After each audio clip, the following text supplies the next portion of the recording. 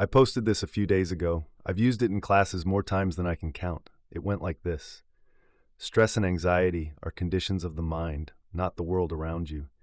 And once you recognize that truth, something shifts. You can't go back to the old story. You can't pretend you didn't see it. And in that space between what was and what is now understood, clarity begins to rise on its own. I figured I'd take it a little deeper. Not academically, not clinically, just honestly. For most of my life, I blamed the outside world. The job, the noise, the people who seemed to wake up each day with a mission to test my patience. I thought if the environment calmed down, then I could finally breathe. But the older I get, the more I see the crack in that logic. Because every time the environment changed, the stress didn't leave. It just packed a small overnight bag and followed me to the next situation. That's when Jung wandered into the room.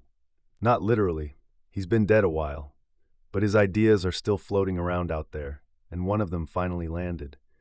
The mind creates half the storm and then blames the sky for bad weather.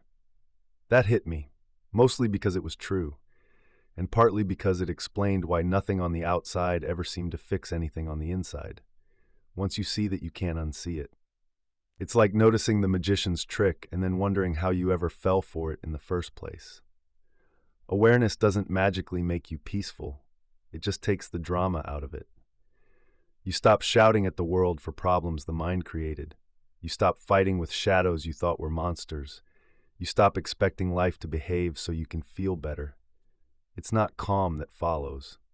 It's something quieter, a kind of steadiness, a sense that you're finally meeting life without the usual filters and stories layered on top. Jung called it making the unconscious conscious. I call it finally being honest with yourself. Same thing, different century.